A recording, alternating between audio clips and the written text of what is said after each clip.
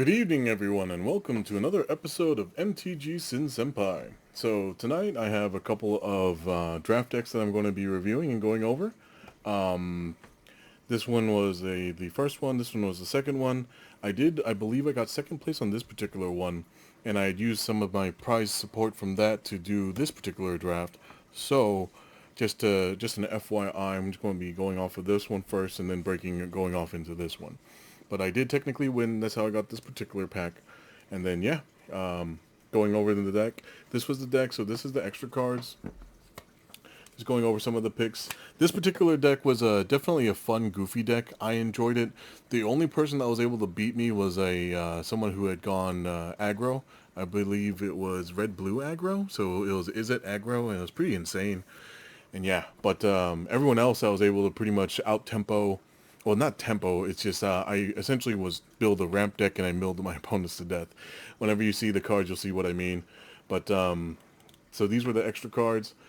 This is a pretty solid 10 mana 10/10, and the fact that it has reach and trample. So as a prototype card, if your opponent has flying issues, this is something that you could side in, and like it a lot.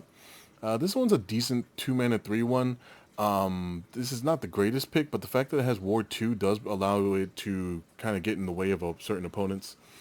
This one I picked kind of early on, hoping to do the 6 mana 5/5 and then all the effects, but I chose not to run this particular one in the end. I did need to make some cuts, and this is one of the ones I decided to cut. But I personally like this card a lot, just because it gives you kind of the options of things to, if things come to a stalemate, you can kind of pump it. Well, not pump it because it's negative one, but you can essentially give it abilities that kind of allow you to get over and get through. Howling Mine was something I took just because, if I remember correctly, the rest of the pack there wasn't that much options. I just took it just because I like Howling Mine. So there's that. We got the Excavation. I decided to run this because I was doing the ramp plan, but I had enough ramp that I chose to cut this particular one because the Power Stones only can really fuel your artifact cards and your abilities, and in the end I decided to not run that. Giant Growth I took initially because I was thinking I was going to need it as a battle trick, but my game plan was just to ramp and get in there, so I didn't really need the battle tricks, so I chose to cut that. This one was kind of one of the later picks. I took it just because I'm not the biggest fan of that one. This one I took kind of early because I like the card myself personally, and then I was hoping for an Evolving Wilds to go around so that I can just keep grabbing lands every turn essentially. But an Evolving Wilds didn't come around, so I decided not to run the Behemoth. This one's just an insane 8 mana 8/8. It's pretty strong, especially with the ramp mechanic, and this was the second one that I pulled, so I decided not to run both. I only decided to run one, but it's just a solid 8 mana 8/8, pretty strong. This one is an okay effect. The fact that it costs 4 mana does kind of impede it, but it does allow you to essentially use this as a battle trick, and if I remember correctly, it does untap the permanent as well. So it kind of it's okay, but it's a little expensive. I picked up two of them just because. The equipment plan, I think I was thinking about going this route, but I believe also this was one of the later picks, so I just stuck with it. This particular one tabled once, and no one was in black-white apparently. I decided to take it just because it's foil, it's pretty, and yeah, I was already in black. I could have splashed the white for it, but I chose not to because I had enough. This one's just a solid 6 mana 5/5 trample, and the fact that it can pump a creature depending on the number of creatures, it was okay, but I chose not to run it. This one was the last pick. Terrible card that I'm not a big fan of. If anyone else is good with it, props to them. I just don't like the card myself. 4 mana 2/4. The potential of having the double strike does cause battle math to be a little bit harder, so I do like that. The Phalanx Vanguard is a decent 2 mana 2/2. This one I took kind of late as a hate draft, just because, but also I didn't want any of my opponents to use it against me because a lot of my ramp is artifact based. Liquid Metal Coating, just a fun card. And Limited, it's not that great. This one was the last pick, and I believe this was the last pick as well. Just, I love the full art lands in this. Gotta love the giant robots in the background. Now this deck was fun, and I really enjoyed it. Personally, one of my favorite 1 mana 1/1s in this deck, or in the set period. The fact that it mills 2 cards when it enters, and you can do either yourself or your opponent, and when it dies, it gives something a -1/-1. Just value. Insane value creature. Mana ramp, 1 mana 1/1 that can ramp. Just self-explanatory right there. This one was because I did have a bunch of Power Stone ramp. If my mill plan did not work, I would just pump up all my Power Stones and swing in with the Army of 4/4s. So pretty decent mana dump card. This card is insane for just taking lands off your deck, and this hit so many times for me. So it's a, if you have enough artifacts, definitely a plus. Solid removal, 2 mana, yes, sacrifice an artifact, but I had enough, either artifact or creature, and I have enough Power Stones to where it's just pretty decent. Gaia's Gift is one of the battle tricks that I do really enjoy. This is more about protecting something instead of, taking out one of theirs, but the fact that it also gives it reach and indestructible and hexproof, just all around amazing battle trick I liked. Another piece to kind of protect certain creatures, because I didn't have too many creatures in this particular deck, that Ward 2 does get in the way of the opponents, and that extra +1/+1, so it's a pretty decent equipment.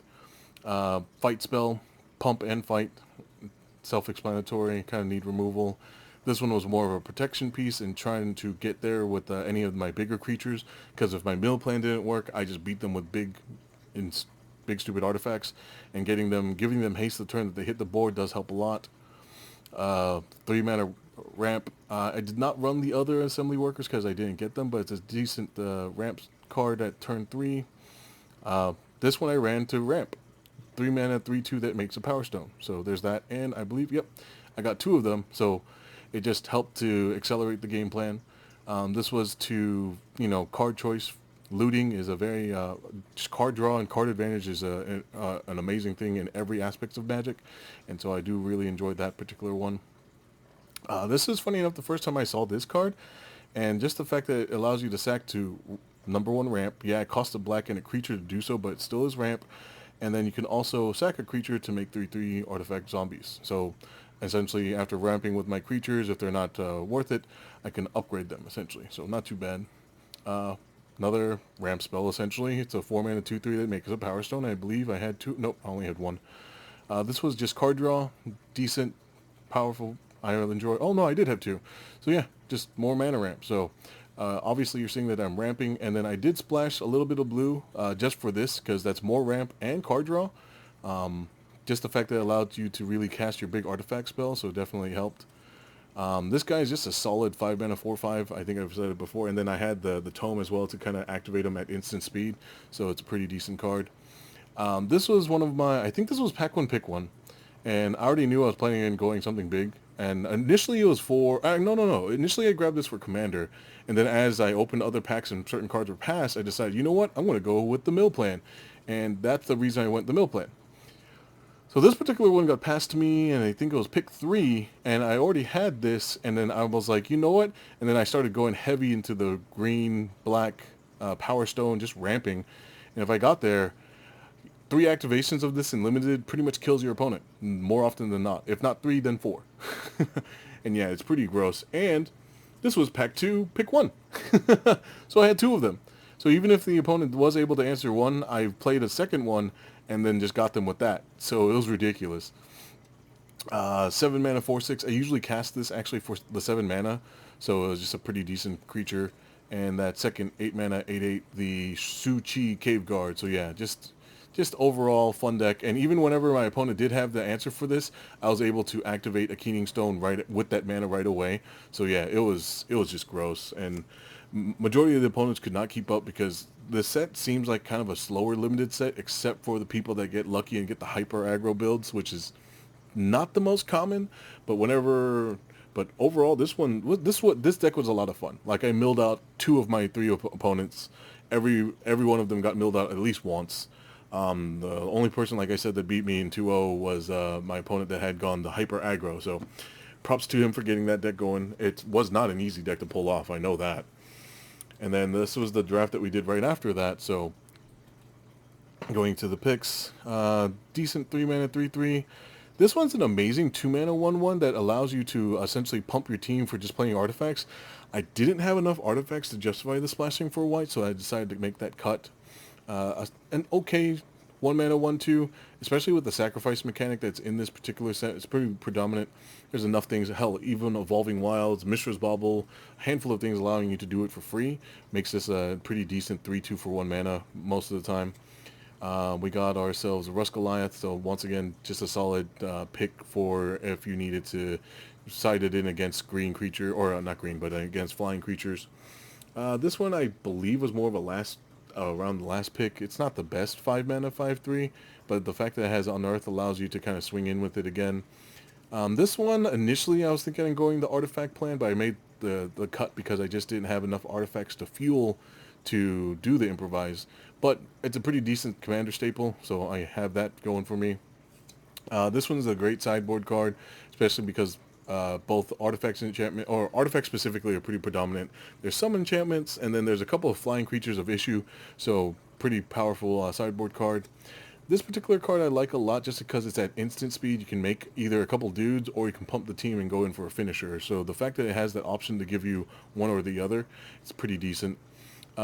Couple of the burn spells, which, as you see, I have 2 of them that I didn't run. I believe I still ran 2 in the deck. There was like a total of 4 of them that went around, and I kind of took them all. This one was for sure one of the last picks. I hate the fog effects, unless you're doing like a turbo fog weird thing, but not the greatest. This one I picked around closer to the end just because there wasn't anything else really worth grabbing. I might find something to do with this, but in the end, I'm not 100%. I'll have to figure something out, maybe in Commander, but beyond that, I don't see any reason to ever run this card. It's pretty bad.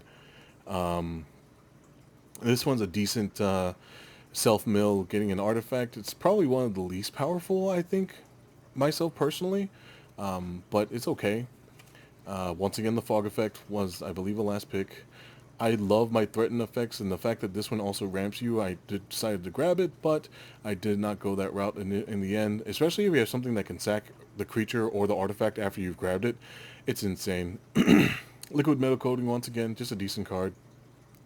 This one was a fun battle trick that I decided to eat up. I forget at what point I picked it up, but the fact that it's 1 mana instant protect your thing and scry one's pretty decent. The equipment giving a creature +1/+0 on flying, it's okay. I forget when I picked it up, but I wasn't early. This definitely was a last pick because I was obviously not in blue, if you noticed. And it's a decent 0/3, but probably not the best.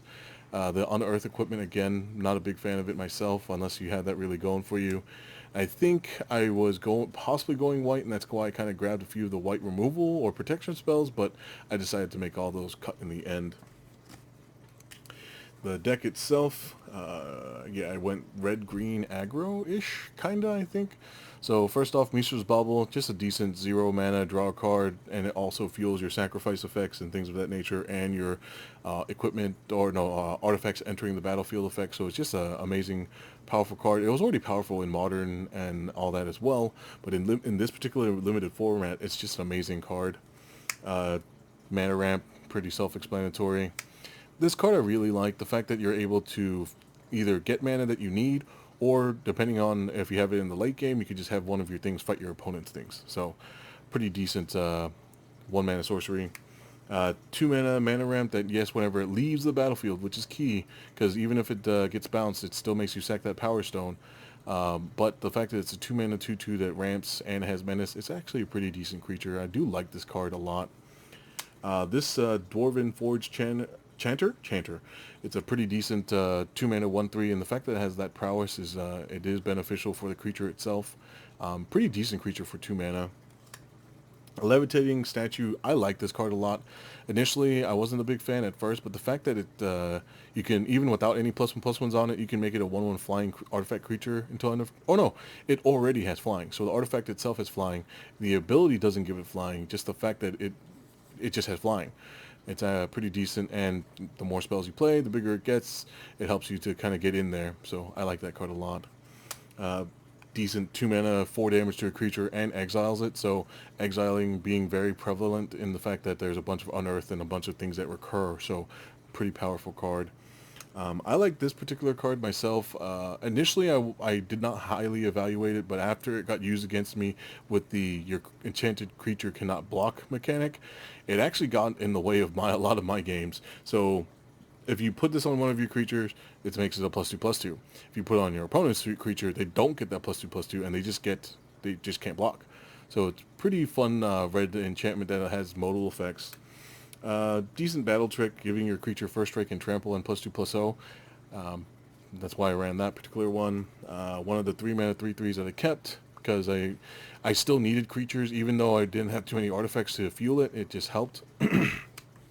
Once again, another 3-mana 3/2 creature. The artifact cost reduction did come into play a couple times, but not enough to where I was heavily in the artifacts, but it did help. 3-mana 4/3 with trample is pretty fun, and the fact that your opponent or players can't gain life, it does get in the way of a lot of like random life gain things. So I do like this creature, especially at 4 or 3 mana, and the fact that I got 2 of them, pretty fun. This particular equipment, I ran it just because I needed something. Essentially, I'm pretty sure there was other things I could have run instead, but I did like the fact that gives it +2/+2, and I can use it as card draw in the end. Now, is it my first pick most of the time? Probably not, but I still, in the slot that I decided to run it, I decided to run it, and it did help actually win one of my games, so it was worth running for me at least. Pretty sure not the same for everyone, but it is what it is. Once again, 4-mana 2/4 that 2 of them that allows you to double strike, pretty decent. 2-mana Death Touch Reach, just good effect. The fact that it's 4 mana, it does kind of hinder it a little bit, but it allows you to either I believe it puts up to one card, up to one other target card from a graveyard. So yeah, you could target any card in any graveyard, so you can kind of get one of your opponent's combo pieces out of the graveyard into their deck and puts it back on the bottom. But you can also save some of your stuff. 4-mana card that I said earlier, like the fact that it's modal, you can either play it early, even as a battle trick to paint 2/1/1s and block, or just pump your team to get in there. My team was not that big, so I never really used it for the second option, but the fact that I was able to just generate creatures at the end of turn did definitely help. 5-mana 4/5. It's a little slow, but if you do get the creatures, that card draw is pretty important. Does definitely help. The Unleash Shell, I believe there's 2. Yep, there's 2 of them. I ran 2 of the 4 that I had just because too many of these is not that great, just because it is an expensive removal spell, so that's why I only ran the 2. This one, I really like this card, especially if you get to the late game and you have the 6 mana to run it as a 3/6. It's pretty decent, and then if you don't, it's just a 3-mana 1/3 that ramps as well. So, and if you can pump it with effects, just more mana. I like this card a lot. 7-mana 6/5 that gains you 6 life when it ETBs, and if you do it for the 4-mana 3/3, same thing, you still gain 3 life though. And then this was one of the things that I really enjoyed. This particular card's insane. The fact when you cast it and whenever it attacks. So even on the Unearth effect, whenever it attacks during the Unearth, you just destroy permanents. Yeah, you give your opponents Power Stones, but destroying some of their key pieces, it's detrimental to your opponents. So that's kind of the card that my deck revolved around. If I ever hit that, more often than not, my opponents lost. There were a couple of times that my opponents made me discard my only card in hand, and it was this, and then they removed it from the graveyard. But yeah, this card, just insane, bonkers. And then here's the promo pack. Good luck to whoever gets the code. I hope that you get some fun stuff. I know I could potentially be using it for my own arena, but I just don't do it as much as I used to. Maybe in the future I might do it again, but for now, there you go. Whoever gets that, good luck. Let us know what you get in the comments, and just comment and tell us if you got anything good. There's that. And then our rares. Ooh. So we got our Legions to Ashes. Not the best hit, but it is okay. I'll probably find places for that. A Blanchwood Armor. I did not realize this was reprinted in the set, and I'm a big fan of the Blanchwood Armor. I used to run mono green in standard back in the day with Blanchwood Armors, and yeah, just this card is so much fun. I like it a lot.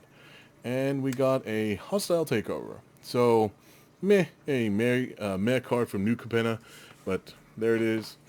So nothing too crazy, nothing super insane, but this mill deck was a lot of fun. I did enjoy. I had a blast. Most of my opponents, especially whenever I milled them out, they're like, "Man, this is BS." I'm like, because they essentially knew they had a 1-turn clock whenever I hit them with it, and yeah, it was just a lot of fun to do to my opponents.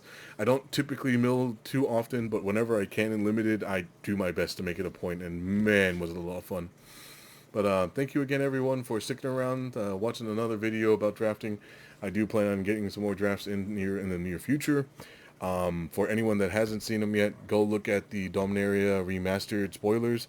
It looks like it's going to be a lot of fun. There's a lot of cards that I did not anticipate to get reprinted, and I'm really looking at a lot of those borderless foil cards. They just look amazing, so I'm going to definitely get my hands on them.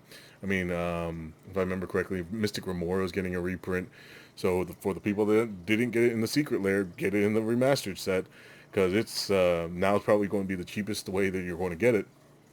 And then I know there was a whole bunch of other things I remember looking at, but eludes me at the moment. And then I still have a lot of draft kits that I need to go over with everyone. I do apologize that it's been such a delay. There's so many of them. I have a total of 2, 4, 6, 7, no, 2, 4, 6, 8, 9. I have 9 of them to go through. So I'm going to be doing that eventually. I might even just pull them down and just open them on camera. I just filter through them, because I know I'd put the decks back in each respective box, but I forget what was in each one.